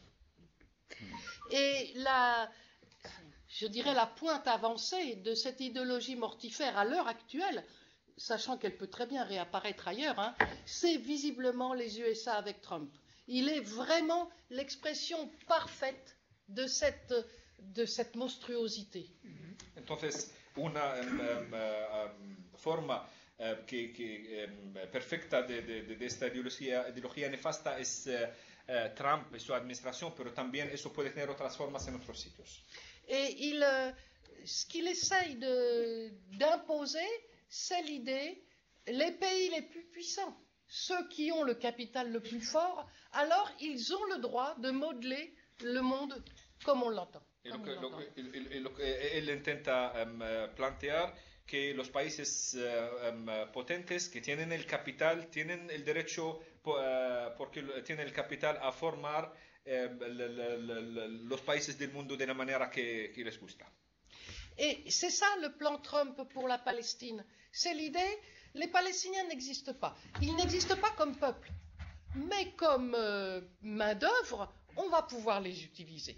Donc on va les installer dans des endroits qui vont ressembler à cette chose ignoble sur laquelle justement la communauté internationale a peu parlé et qui s'appelle les zones franches. Entonces, para Trump, el plan de Trump consiste en esto. Para Trump, el pueblo palestino no existe, pero no está mal utilizar la mano de obra palestina y meter esta mano de obra en estas mal llamadas zonas francas. Je peux continuer sur le plan Trump si tu veux. A ver, vamos a hacer las respuestas más cortas. Si tu veux. Está hablando del plan de Trump y Netanyahu, el acuerdo del siglo presentado hace poco. ¿Comentarios, preguntas? No es un plan de paz, es un plan de por ahí. capitulación. Sí, por favor. Hay algunos grupos de negacionistas que niegan el holocausto. Negacionistas. Si podrían informarnos un poco de quiénes son, ¿Qué son los negacionistas? y quién los subvenciona. ¿Y quién subvenciona a los negacionistas? Il y a eu, après la Deuxième Guerre mondiale, venus de l'extrême droite, des gens qui ont nié le génocide nazi. Ça, pendant très longtemps, c'était essentiellement, ils venaient de l'extrême droite ou de la collaboration avec les nazis. Il y a eu, plus tard, des gens qui sont venus de la gauche et qui ont été aussi des négationnistes. Entonces, después de la Segunda Guerra Mundial, eso fue tradicionalmente gente de la extrema derecha o gente con relaciones con los colaboradores con los nazis. Mucho después, pues eso empezó a aparecer entre gente de izquierda. Ceux de gauche, c'est un petit groupe. Ils ont essayé de s'infiltrer dans le mouvement de solidarité avec la Palestine. Ils n'y sont jamais arrivés. Les Palestiniens connaissent le génocide. Quand on est en Palestine, ils nous disent « nous sommes contre l'occupation, nous n'avons rien contre les Juifs ». C'est vraiment quelque chose d'européen, un mouvement européen petit quand même. Sin embargo, estos de izquierda son un grupo minoritario pequeño que intenta infiltrarse dentro del movimiento de solidaridad con el pueblo palestino, pero no lograron nada. Cuando nosotros vamos a Palestina, la gente dice que somos contra la ocupación, no tenemos nada contra los judíos. Et il est heureux qu'il y ait des Israéliens qui sont pour les droits des Palestiniens, des Juifs comme nous qui sommes pour les droits des Palestiniens et qui expliquons que ça n'a rien à voir. Quand on parle du génocide, le génocide a eu lieu et ça n'a rien à voir avec le sionisme. Y de hecho es una suerte tener a israelíes con los derechos humanos del pueblo palestino, a judíos como nosotros, y de hecho el hecho de que había un genocidio, eso no tiene nada que ver con las violaciones con los derechos humanos en Palestina. Voilà, il y a un petit peu sur Internet de théorie du complot, mais c'est quand même faible, c'est pas énorme. Vemos en internet poco de hablar de una teoría de conspiración, pero eso es endeble, sin embargo. Más, claro. Bueno, yo quería añadir, antes, mientras os doy tiempo para pensar algún comentario, alguna pregunta, yo quería preguntar a Sara, por ejemplo, vuestra experiencia como judíos al entrar en la Franja de Gaza, ¿no? Donde está gobernando Hamas, que es un grupo islamista. ¿Habéis tenido problemas como gente judía dentro del gueto de Gaza o no? Je dois avouer que lorsque j'ai annoncé ma décision d'essayer d'entrer dans la bande de Gaza, des amis, même des gens de gauche et des gens plutôt comprenant ce qui se passait pour le peuple palestinien, pensaient que je faisais une erreur. Confieso que cuando decidí la primera vez de ir a la Franja de Gaza, amigos y gente militante de izquierda, todo el mundo me decía que eso es una decisión errónea. Il y avait en gros deux grandes erreurs. Il y avait ceux qui voyaient Gaza comme un peuple uni derrière son drapeau, ceux qui vont se battre jusqu'au dernier parce qu'ils veulent défendre la Palestine. Entonces había dos errores detrás. El primero que hay gente que ven que los palestinos dentro de Gaza son un bloque que lleva la misma bandera, está preparado para luchar hasta el último para lo mismo. Et de l'autre côté, ceux qui voyaient Gaza comme des gens affolés sous le joug d'affreux barbus très dangereux et qui n'osent pas bouger et qui sont tenus comme ça. Y otros que veían a los palestinos sometidos, pisados por estos barbudos y que no se atreven a hacer nada. Barbudos islamistas. Barbudos islamistas. Et quand j'étais à Gaza, je revenais parfois 15 jours et je donnais des conférences en France. Et lorsque je leur disais, mais vous savez, la première chose qui saute aux yeux, c'est que Gaza, c'est une société normale, dans une situation totalement anormale, mais une société normale. Y cuando voy y vuelvo de Gaza, por ejemplo, cuando paso 15 días y luego vuelvo a Francia, digo a la gente, la primera cosa que os llamará la atención es que en Gaza la sociedad es normal, pero sus condiciones son totalmente anormales. Il y a des riches et des pauvres. Hay gente rica y gente pobre. Il y a des travailleurs manuels, des travailleurs intellectuels. Hay gente que trabaja manualmente, gente que trabaja intelectualmente. Il y a des gens que je classerais à droite politiquement et des gens que je classerais à gauche. Hay gente que yo las metería en izquierda y otra gente en derecha. C'est donc une société tout à fait normale de notre temps. Es una sociedad de nuestros tiempos y totalmente normal. Qui est tenue dans une cage. Pero enjaulada. J'ai vécu 2 ans à Gaza, je n'ai jamais eu le moindre problème comme juive avec la population de Gaza, jamais. Viví 2 años en la Franja de Gaza y nunca he tenido ningún problema siendo judía. J'ai risqué ma vie à Gaza. De hecho, había riesgos de vida para mí. Mais à Gaza, la mort, elle est israélienne. En Gaza, pero el riesgo de muerte en Gaza es provocado por Israel. Quand j'ai risqué ma vie, c'est pas du tout parce que je me promenais tranquillement n'importe quelle heure du jour et de la nuit dans Gaza. C'est parce que j'étais dans les champs face à la barrière de sécurité et que nous essayions, comme bouclier humain, à protéger les paysans qui travaillaient leurs champs derrière notre dos. Y de hecho, el riesgo de vida en Gaza no está en las calles cuando te vas caminando día o noche. El riesgo lo encontré porque hacíamos escudos humanos en la línea divisoria para proteger a los campesinos que trabajaban en el campo. Voilà. Donc, ce que je peux affirmer avec force, c'est que Gaza est une société qui est étonnamment ouverte. Et je voudrais vous donner, j'ai raconté ça ce matin aux lycéens, je voudrais vous donner une anecdote. Y me gustaría subrayar otra vez con fuerza lo siguiente. De hecho, esta mañana estábamos en un instituto y quiero repetir la anécdota.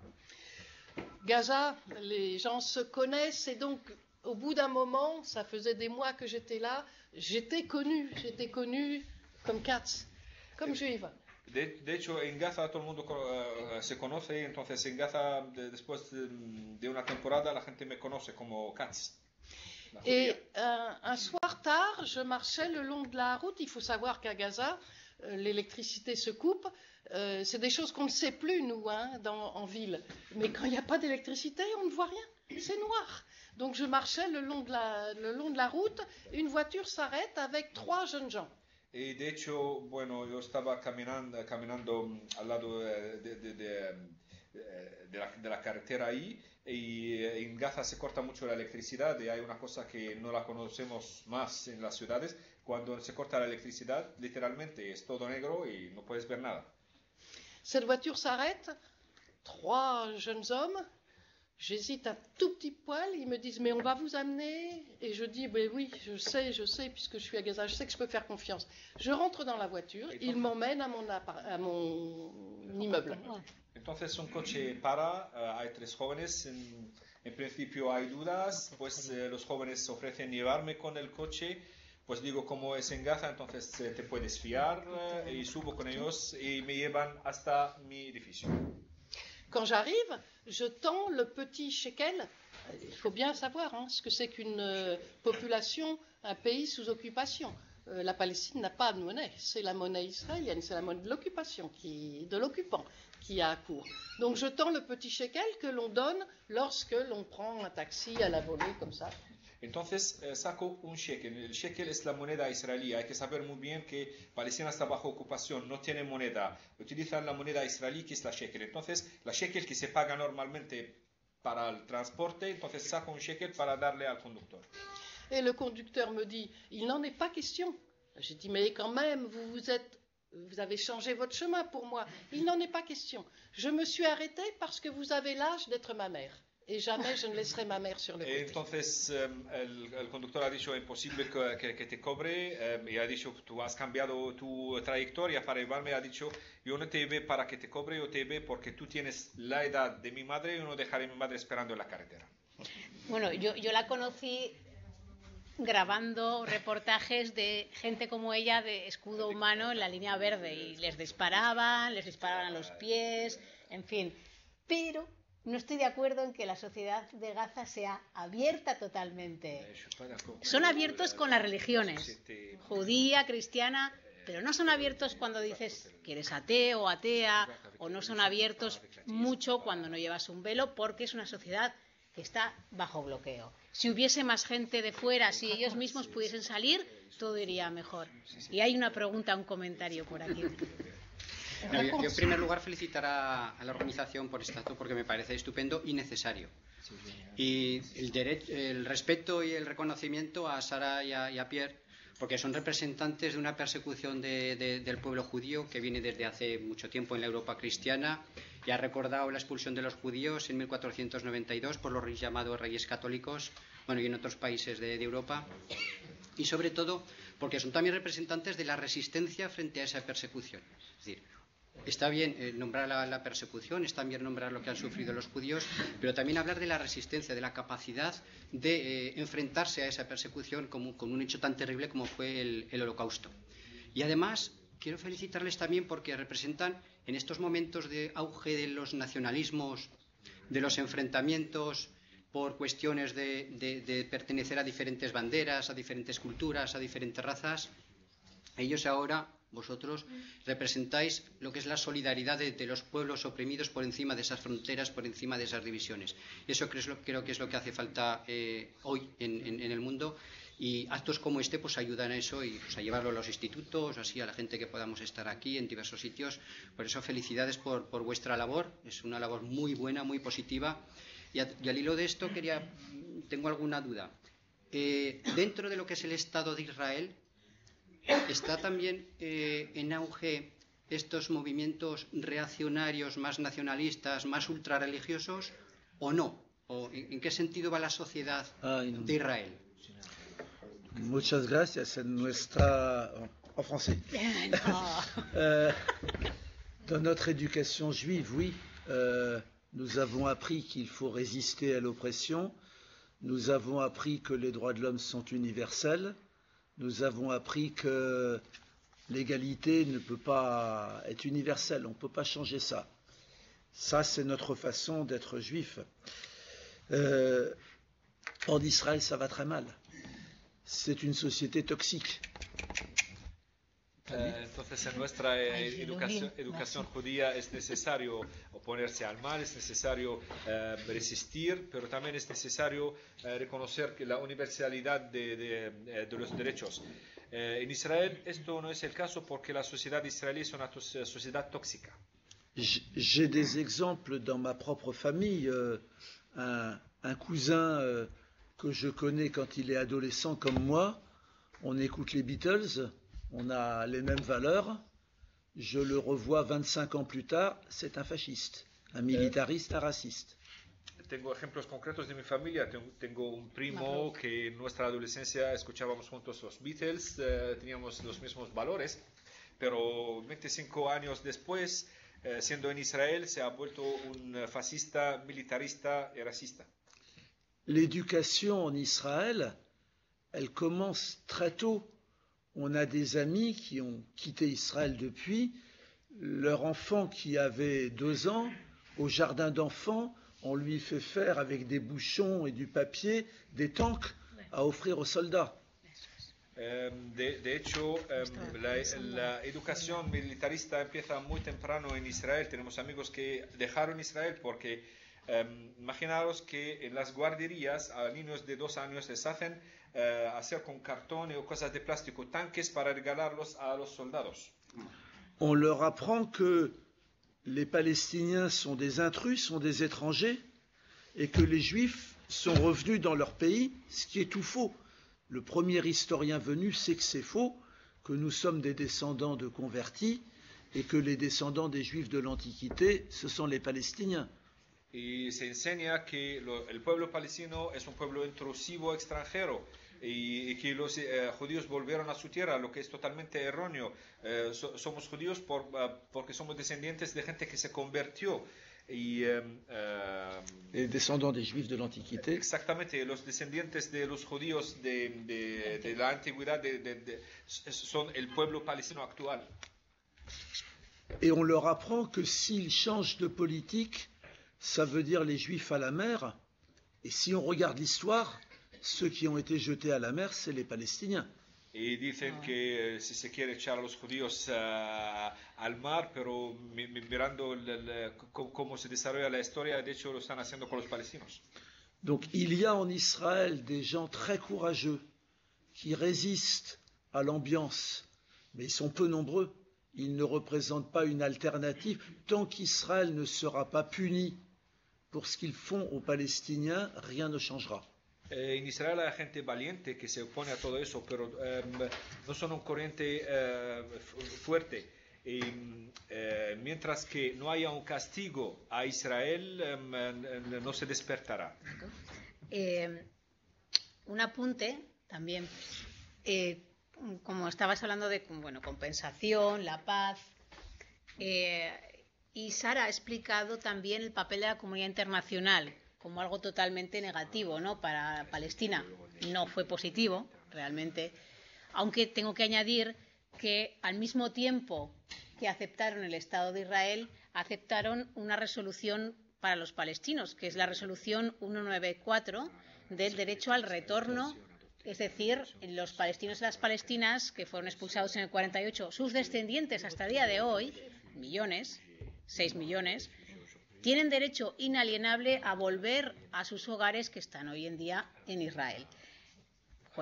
Es un juego así un poco contradictorio, el de Naciones Unidas, pero tengo que decirlo porque, y ahí voy a encaminar un poquito la conversación, el debate, también con ustedes, de la solución, ¿no? Si tienen que retornar 6 millones de personas, en total serían 13 millones de palestinos en lo que son territorios ocupados hoy en día e Israel, más los israelíes que viven hoy en día allí, sabiendo que en Israel hay territorio para todos, lo dicen las estadísticas propias de Israel, no están ocupando gran territorio realmente, pueden volver todos. ¿Cuál sería la solución? Vivir juntos, con los mismos derechos. ¿Vivir juntos con los mismos derechos? Para mí sí. Je veux, parce que la remarque d'Isabelle m'a un peu titillé, je voudrais rajouter quelque chose sur Gaza. De hecho, el apunte de Isabel me ha acordado de añadir otra cosa sobre Gaza. Je n'ai pas voulu donner de Gaza une image, on dit en français bisounours. Une image, tout est beau, tout est tendre, tout est facile. Yo no quería dar una imagen, digamos, romántica de la franja de Gaza. Gaza, c'est une société normale. Ça veut dire qu'elle peut, elle aussi, tomber dans le fascisme ou tomber dans d'autres formes d'extrémisme. Absolument, elle peut, mais elle ne l'a pas encore fait. Que Gaza como sociedad normal puede caer en el fascismo y otros tipos de cosas malas, aunque todavía no se cayó. Je n'ai jamais eu de problème avec la population. J'ai été convoqué par la police, bien sûr. No he tenido problemas con la población palestina, pero sí que fue llamada por la policía ahí. Alors, une dernière anecdote. Vous savez, il n'y a rien qui ressemble plus à un policier qu'un autre policier. Una anécdota, nada puede ser más semejante a un policía más que otro policía. Je n'étais pas du tout dépaysée. No he sentido que estaba fuera del lugar. Claro. No, pero es que además judíos y judías pueden entrar a la Franja de Gaza. Sí, yo me fui claro, 2 veces. Él también. Y es que yo recuerdo que hay periodistas judíos que han entrado a Gaza, pero los que estábamos en Gaza no podíamos ir a Israel. Claro. O sea, para que veáis también un poco. La pregunta era la solución de un Estado, de 2 Estados. Alors, ¿te vas? Une dernière phrase sur les solutions. Sí. Les solutions, on ne les a pas dans les mains. En dernière instance, ce sont les peuples israéliens et palestiniens qui les construiront. Las soluciones no las tenemos hechas en mano, son los dos pueblos palestinos e israelí que construirán eso. Moi, mon cœur est avec l'idée d'un pays dans lequel toute la population vivra ensemble avec les mêmes droits.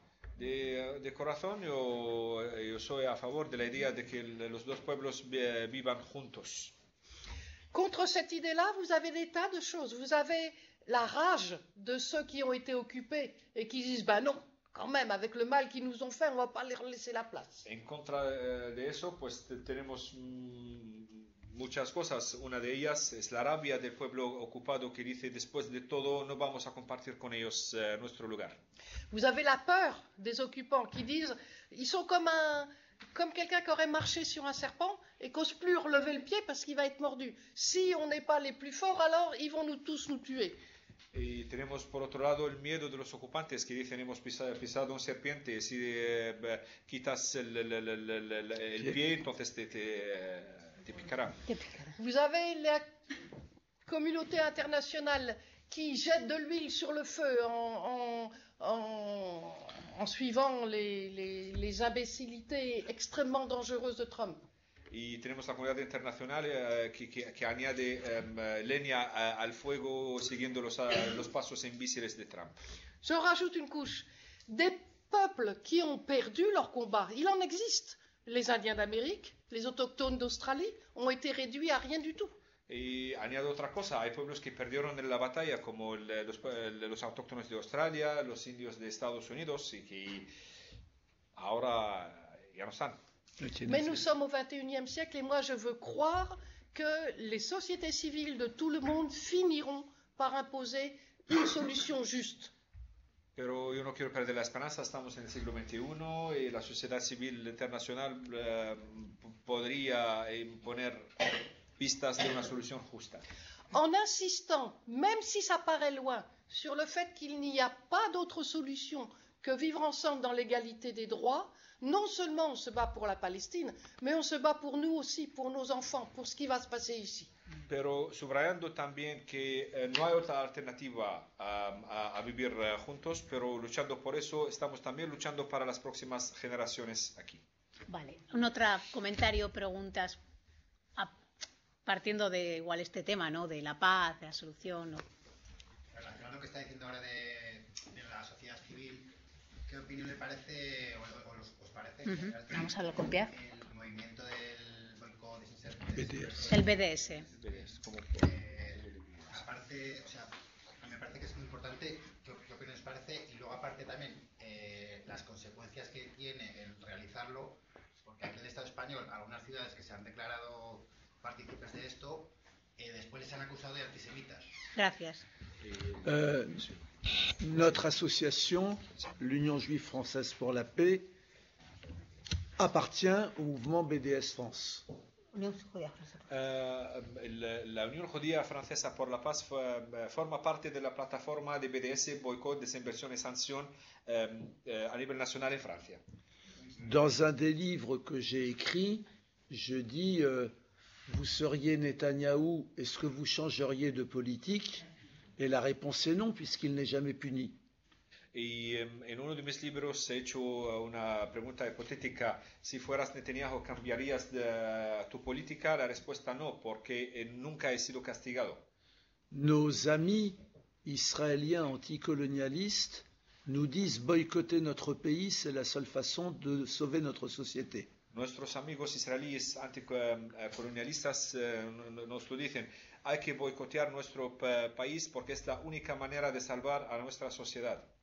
Et il y a énormément de juifs dans le mouvement BDS, dans le monde entier.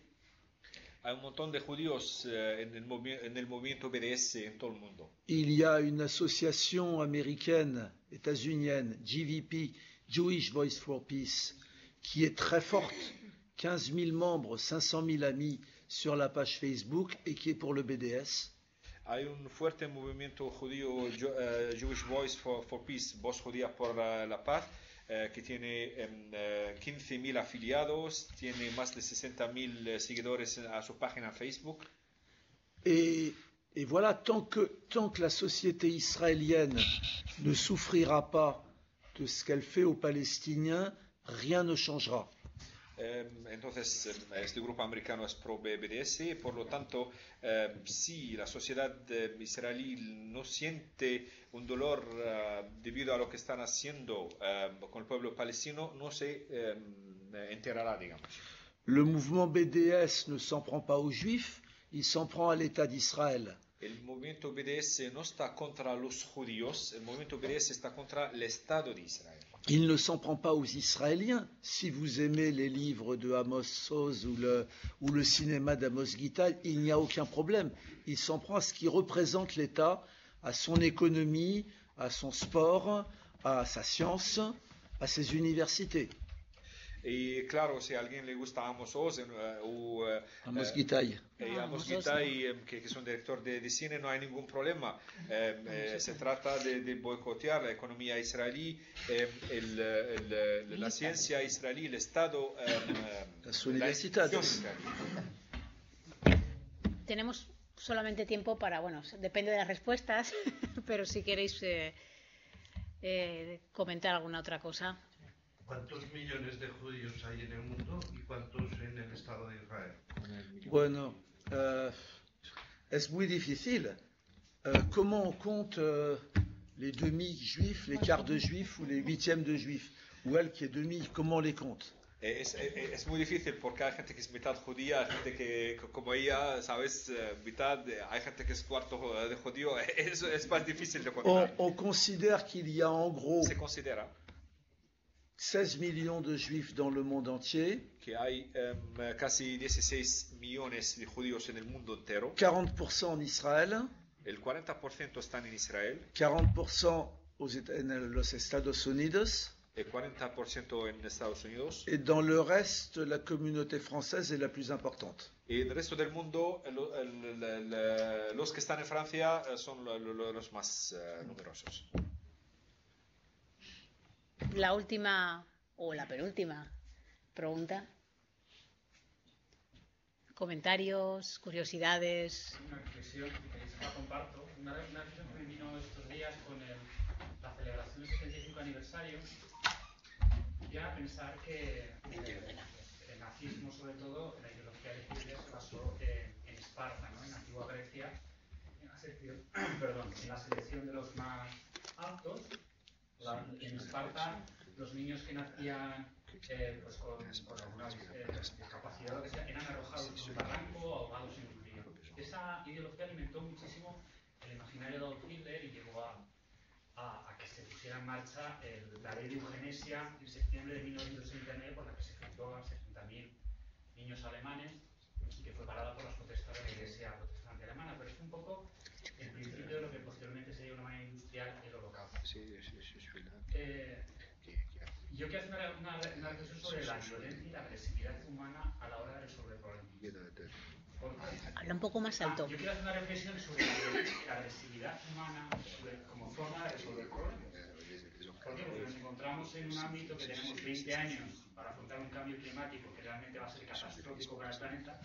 Nos estamos encontrando de nuevo con unas tendencias ideológicas, sociológicas que nos llevan de nuevo a una colisión y un conflicto muy grande. Y necesitamos, como ya decía, ¿no? Construir el mundo juntos de nuevo. En cuanto a Israel, dentro de esta línea, a mí me impactó mucho saber que para la Alemania nazi era más importante los trenes que llevaban a los judíos a los campos que los propios transportes militares que iban al frente, acabando la guerra. Para ellos, el exterminio de los judíos era su visión histórica. Pero cuando se crea el Estado de Israel, llegan los judíos a Palestina bajo el protectorado británico, los judíos también se vuelven extremistas, ¿no? Se radicalizan y hacen un atentado en el Hotel Palestina donde mueren, creo que 80 o 90 oficiales británicos y sus familias. 250. Pero el gobierno británico sigue pidiendo a Israel que reconozca ese atentado terrorista y Israel se niega a hacerlo. Entonces, quiero decir que tenemos que hacer una profunda reflexión sobre nuestras tendencias a solucionar los problemas a través de la violencia y la agresividad, si realmente queremos afrontar los 20 años que tenemos para que el cambio climático no sea catastrófico.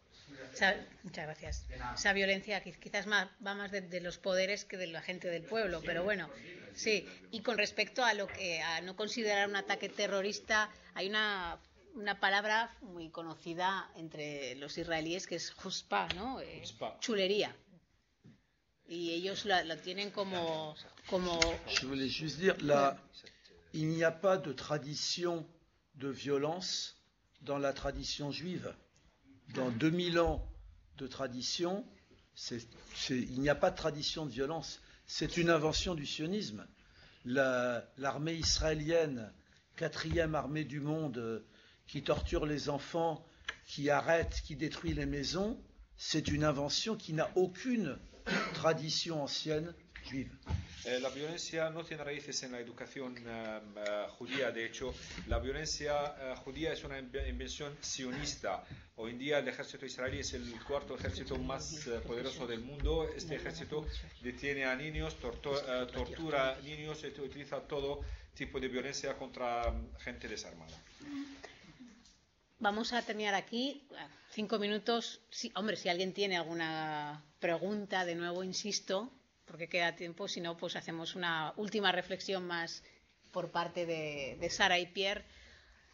Una reflexión como judíos. Ce que je pense, je l'ai déjà dit, hein, il est extrêmement important de garder l'histoire dans la mémoire. C'est tous ceux qui sont des fabricants d'histoire, qui remettent l'histoire devant les yeux des populations, font un travail fondamental. Como le he dicho y lo repito, es importante tener la historia presente y la gente que presenta la historia para reconstruir la historia de la conciencia tiene un papel muy importante.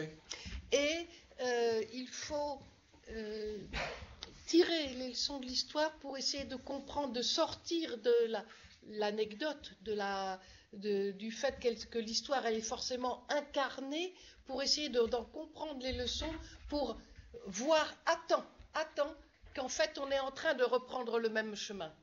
Y es importante sacar conclusiones y aprender lecciones para no caer en la ironía de repetición y anticipar y ver por qué camino vamos antes de caer en el desastre. Et un dernier mot quand même, moi je me méfie beaucoup des appels contre la violence, parce qu'on vit dans un monde extrêmement violent. Quand vous avez un enfant qui jette une pierre contre un char, qui est violent? Qui est violent? Donc il faut faire très attention, parce que ça, ceux qui tirent les ficelles ont tendance à utiliser ça, à dire s'ils étaient moins violents, ça se passerait mieux. Ce n'est pas vrai du tout. Ce n'est pas vrai du tout. Face à la violence infinie, et ça c'est nos résistants de père et mère qui nous l'ont appris, face à la violence infinie, eh bien oui, la violence elle est légitime. Y además hay que prestar muchísima atención cuando se dice hay que luchar contra la violencia, porque vivimos en un mundo violento. Cuando tenemos a un niño tirando una piedra contra un tanque, hay que saber quién es el violento, porque quienes están en el poder siempre dicen, si sois menos violentos, vuestra vida será mejor. De hecho, no, hay que saber por dónde viene la violencia en primer lugar. Eso lo aprendí de la experiencia de nuestros padres que resistieron a la violencia. Bueno, pues muchísimas gracias. Un aplauso.